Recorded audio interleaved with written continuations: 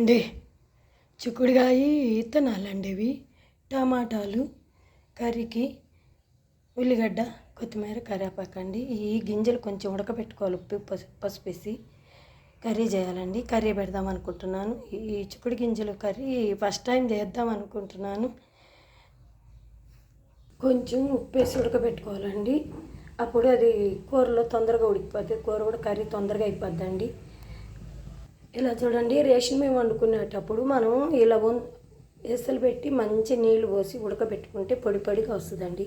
చూసారా, దీంట్లో ఒక చిటికి నూనె ఒక చిటికి ఉప్పు వేస్తే మనం మామూలు బియ్యం ఉన్నట్టుకుంటే ఉంటుందండి. ఇది ఇలా చూసారా, అన్నం ఇలా అవ్వాలి. అప్పుడు వంచితే భలే ఉంటుంది అన్నం. 2 గంటలు నూనె వేయాలండి.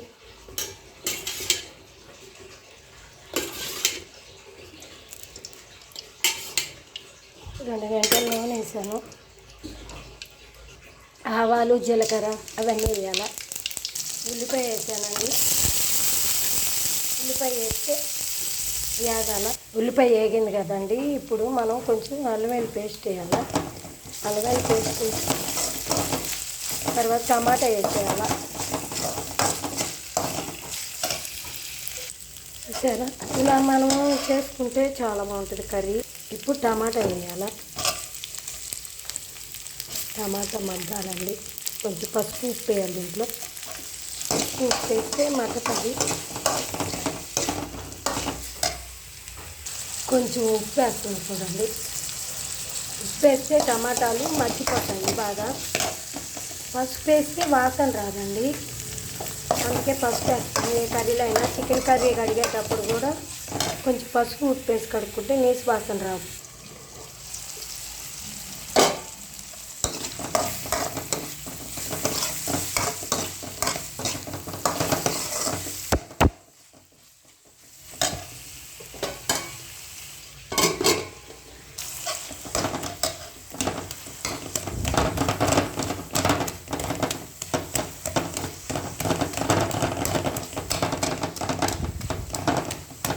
ఇలా మెత్తగా అవ్వడానికి కర్రీలో టమాటా కనిపించకుండా కూర అవుతుందండి. అందుకని కర్రీ అయితే బాగుంటుంది.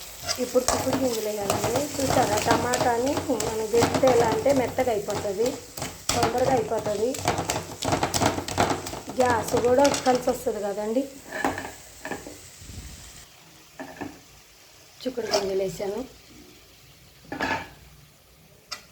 చిక్కుడు గింజలు వేగాక కొంచెం కారం, ధనియాల పొడి, గరం మసాలా ఉంటే వేసుకోవాలి. నా దగ్గర గరం మసాలా లేదు, అంత అయిపోయింది. కర్రీ అండి. ఇప్పుడు చూడండి కర్రీ. కొంచెం కొత్తిమీర, ధనియాల పొడి, కారం అన్నీ వేయాలండి. చాలా బాగుంటుంది కర్రీ. నేను ఎప్పుడు తినలేదు, కానీ తినున్నా కానీ చికెన్ చిక్కుడు గింజలతో తినున్నాను, కానీ నేను చేయడం ఇదే ఫస్ట్ టైం. కారం అండి, ఇది కారం గుంటూరు కారం అండి. ఇది ధనియాల పొడి, కారం కొంచెం.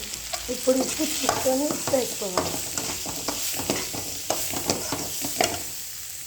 కొంచెం ఉప్పు వేసానండి. కొంచెం వాటర్ వేసుకోవాలా.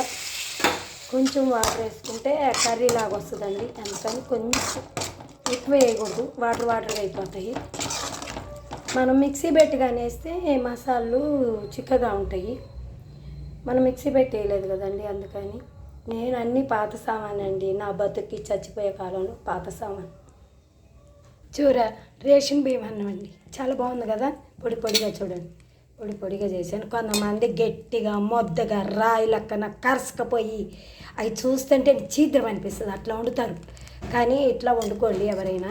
చూడండి, ఇది ఆరితే ఇంకా పొడి పొడిగా వస్తుందండి, చాలా బాగుంటుంది. ఇది కర్రీ అండి, చిక్కుడుకాయ కర్రీ. ఈ 2 అవ్వాలా, ఒక 2 నిమిషాలు. కర్రీ చూడండి ఇప్పుడు ఎంత బాగుంటుందో చూడండి. నూనె తేలాలండి. నూనె తేలితేనే కర్రీ టేస్ట్ వస్తుంది. చికెన్ కర్రీకి, చేపల కర్రీకి నూనె తేలినా కానీ ఉడకాలండి మంచిగా, స్మెల్ రావాలి అవి. ఇది కూడా అంతే, గరం మసాలా కానీ వేసుంటే స్మెల్ వచ్చేది బాగుంటుంది. కర్రీ కూడా చాలా బాగుంటుంది. ఉప్పు సరిపోయింది, కారం సరిపోయింది, అన్నీ సరిపోయినాయండి. బాగుంది. 4 రోజుల నుంచి వండుకోవాలి కూర. నేను కూడా పెరిగే తిన్నా. అన్నం అండి. అన్నం చూడండి, ఇదిగో చూడండి రేషన్ బియ్యం అన్నమైనా ఎలా ఉందో చూడండి. ఒక రవ్వ చాలా బాగుంది కదా. అన్నం పొడి పొడిగా చూసారా, సన్న మంట మీద పెట్టాలా, బాగా ఉడుకుతుంది. అప్పుడు మనం చిక్కుడుకాయ కర్రీ అండి, చిక్కుడుకాయ కర్రీ కూడా అయ్యింది చూసారా, చాలా బాగుంది కదా. పప్పులు వేసుకొని మన కర్రీ తింటే చాలా బాగున్నట్టుదండి. నేను ఈ వీడియోలు తీయాలని చాలా రోజులు అనుకున్నాను, ఇప్పుడు చేస్తున్నానండి. లైక్ చేయండి, సబ్స్క్రైబ్ చేయండి, కామెంట్స్ పెట్టండి ప్లీజ్ అండి, ఎంకరేజ్ చేయండి. యూట్యూబ్కి ఇలా టైమింగ్ వీడియో పెడతాను ప్లీజ్.